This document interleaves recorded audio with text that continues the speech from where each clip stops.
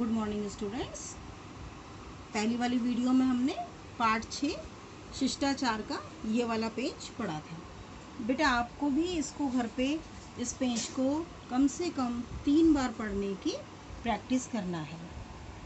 क्या था इस पार्ट में बताइए मुझे। शिष्टाचार किसे कहते हैं?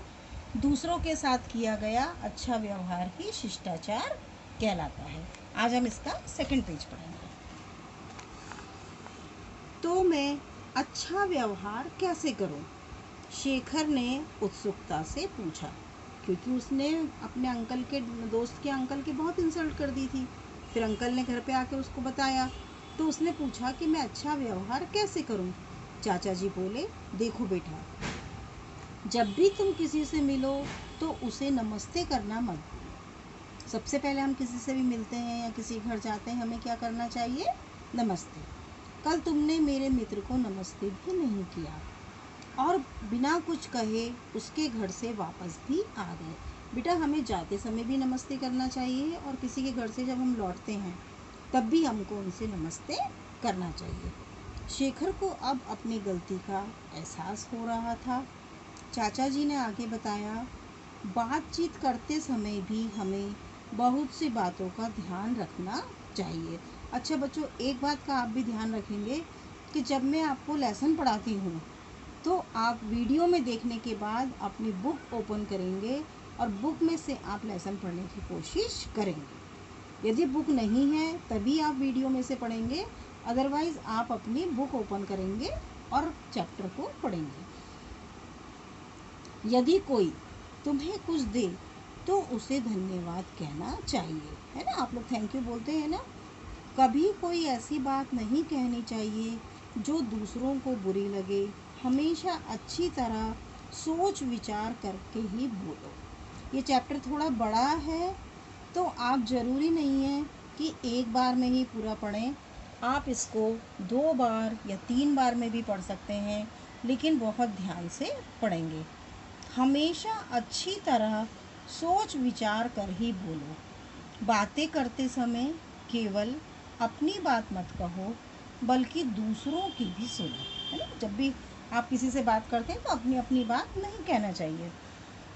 दूसरों से उनकी निजी बातें मत पूछो। पर्सनल बातें किसी की भी कभी नहीं पूछना चाहिए। दूसरों के दुख में सहानुभूति प्रकट करो।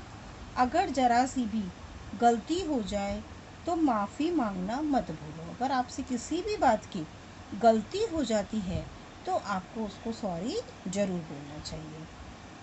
और दूसरों के दुख में कोई अगर दुखी है तो उसको हमको हमदर्दी ज़रूर पेश करना चाहिए।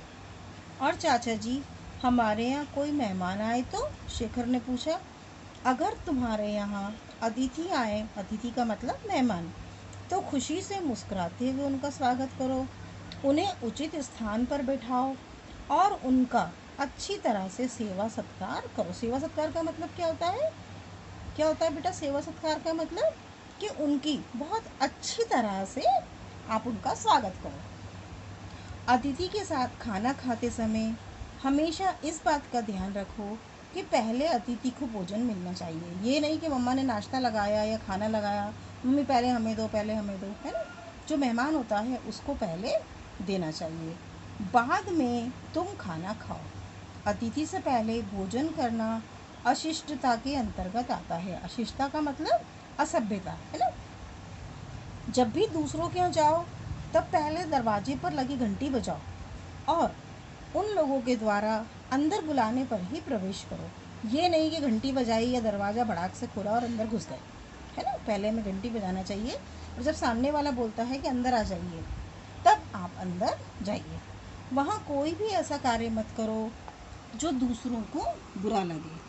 वहाँ का कोई भी सामान कभी मत छेड़ो।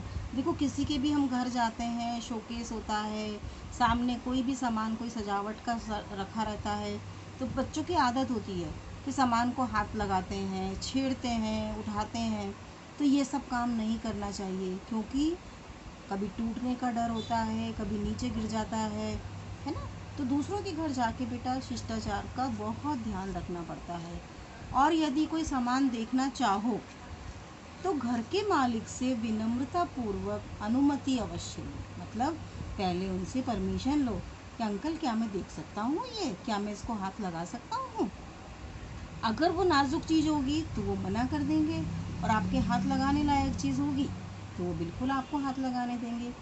अगर तुम किसी से कोई वस्तु लो तो उसे समय पर लौटाना भी कभी मत भूलो। अगर हम किसी से कोई चीज़ लेते हैं तो अपन कहते हैं ना, हम एक दिन में दे देंगे, 2 दिन में दे देंगे, फिर हम देना भूल जाते हैं। ये काम कभी नहीं करना चाहिए। टाइम पे वो चीज़ हमें वापस करना चाहिए। तो उससे अंकल ने पूछा, समझ गए? हाँ चाचा जी, ये सारी बातें मैं हमेशा ध्यान में रखूँगा। क्या शिष्टाचार से जुड़ी और भी बातें हैं? शेखर ने पूछा। बेटा ये पाठ बहुत बड़ा है, और अगर मैं आपको पूरा एक साथ एक्सप्लेन कर दूँगी तो आपको भी समझ में नहीं आएगा। तो नेक्स्ट वीडियो में हम इस पाठ को पूरा पढ़ेंगे यहाँ से यहाँ तक, फिर इसके शब्दार्थ और इसके कठिन शब्द, है ना, इतना हम नेक्स्ट वीडियो में करेंगे। तो प्यारे बच्चों, आपको फर्स्ट वीडियो में मैंने पहला वाला पेज पढ़ाया था, सेकंड वीडियो में आपने ये दूसरा वाला पेज पढ़ा। तो आप इस पाठ को भी घर पे बहुत धीरे धीरे 2 बार में 3 बार में पूरा पढ़ने की प्रैक्टिस करेंगे।